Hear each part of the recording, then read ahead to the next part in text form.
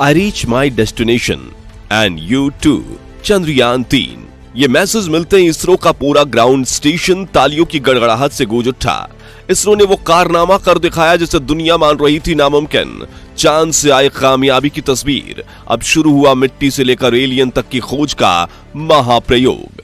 दोस्तों, जैसा कि आप सबको ये न्यूज मिली गई होगी कि हमारा चंद्रयान-3 चांद के दक्षिणी ध्रुव इलाके में सक्सेसफुली सॉफ्ट लैंड करने के बाद अब रोवर चांद की खौफनाक धरती को छानना शुरू कर चुका है।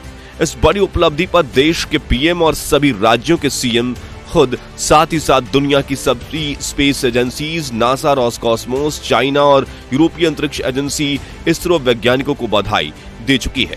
इन सब चीजों से पता चलता है कि ये कितनी बड़ी अचीवमेंट है और अब सभी इस कामयाबी को लेकर इतने ज्यादा खुश और उत्साहित क्यों हैं।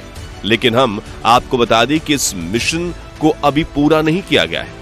अब आगे चंद्रयान-3 मिशन को पूरा करने के लिए और क्या क्या करेगा, ये सक्सेस हमारे देश के लिए इतना महत्वपूर्ण क्यों है और साइकिल पर रॉकेट ढोने से लेकर चांद पर पहुंचने तक इसरो का ये सफर कितना बेमिसाल रहा है, आइए इस सब के बारे में डिटेल में जानते हैं। दोस्तों, इसरो वैज्ञानिकों ने जैसा प्लान किया था बिल्कुल उसके हिसाब से चलते हुए ही हमारा चंद्रयान-3 चांद के दक्षिणी ध्रुव पर सफलतापूर्वक लैंड कर चुका है। हमारे विक्रम लैंडर ने 23 अगस्त की शाम 6:03 पर सॉफ्ट लैंड किया और करोड़ों लोग इस ऐतिहासिक पल का हिस्सा बने। दरअसल इसरो ने अपने ऑफिशियल यूट्यूब चैनल पर फेसबुक पेज पर लैंडिंग का लाइव टेलीकास्ट 45 मिनट पहले ही शुरू कर दिया था, जिसके चलते देश भर के करोड़ों लोगों ने चंद्रयान-3 को लाइव चांद की अंधेरी दुनिया में उतरते हुए देखा। इस दौरान हमारे देश के प्रधानमंत्री नरेंद्र मोदी भी वीडियो कॉल के जरिए वैज्ञानिकों के साथ जुड़े और मिशन के सक्सेसफुल होते ही इसरो चीफ एस सोमनाथ से उन्होंने बात की, साथ ही सभी वैज्ञानिकों की उनकी मेहनत के लिए सराहना भी की। मिशन के सफल होते ही पूरे देश में जश्न का माहौल शुरू हो गया।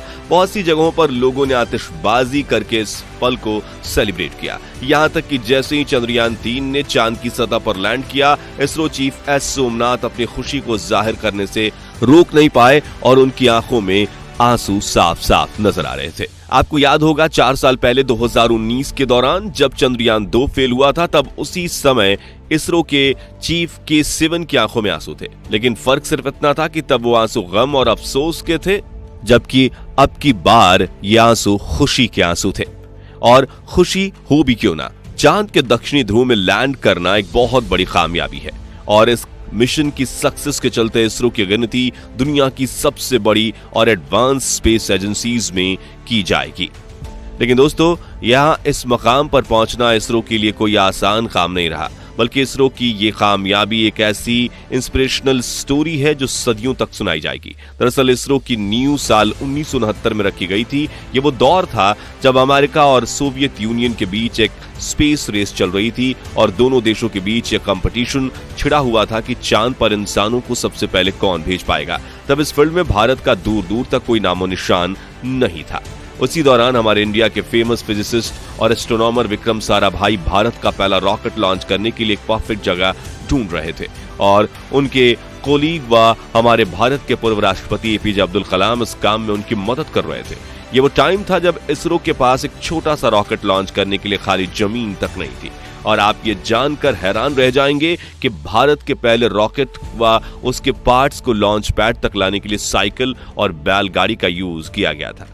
उस समय कौन सोच सकता था कि ये स्पेस एजेंसी एक दिन चांद पर पहुंच जाएगी। यकीनन ये ख्वाब बस विक्रम साराभाई और एपीजे अब्दुल कलाम जैसे महान वैज्ञानिक ही देख सकते थे और वो ख्वाब अब जाकर पूरा हुआ है। आज चंद्रयान-3 के लैंड करने पर भले ही दुनिया भर से हमें बधाइयां मिल रही हैं, लेकिन 4 साल पहले जब हमारा विक्रम लैंडर चांद की सतह पर क्रैश हुआ था, तब यही दुनिया हम पर हंसी थी और हमारे वैज्ञानिकों की क्षमताओं पर सवाल उठाए गए थे। उन सवालों का जवाब देने के लिए भी चंद्रयान-3 मिशन का सफल होना बहुत जरूरी था और हम गर्व से ये कह सकते हैं कि अपने आलोचकों को हमने मुंह तोड़ जवाब दिया है। दोस्तों, आपको बता दें कि चंद्रयान-3 अपने सफर पर 14 जुलाई 2023 के दिन रवाना हुआ था और अपनी मंजिल पर पहुंचने से इसे 40 दिन का समय लगा।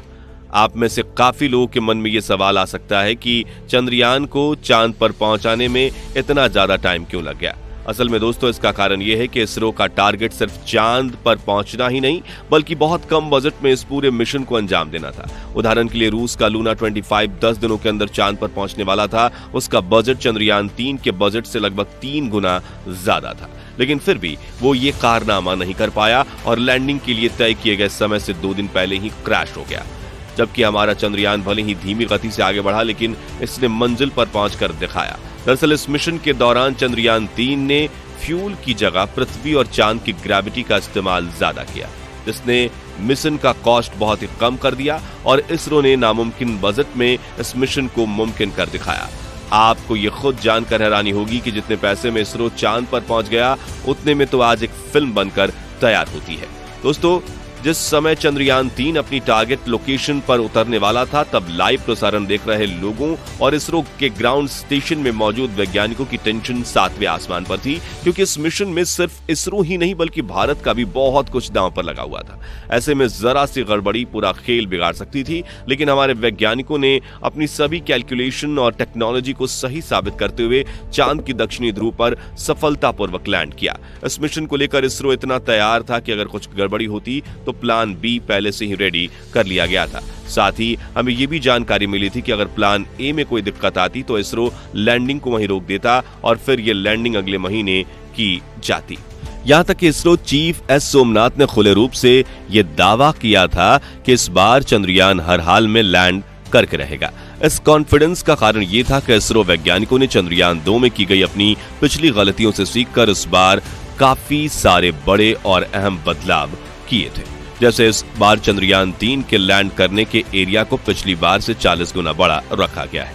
साथ ही विक्रम लैंडर की लेग्स को काफी ज्यादा मजबूत बनाया गया और इसमें फ्यूल की कैपेसिटी भी पहले से ज्यादा रखी गई। इसके अलावा ओवरऑल सभी सेंसर्स और कंप्यूटर सिस्टम भी ज्यादा एडवांस यूज किए गए।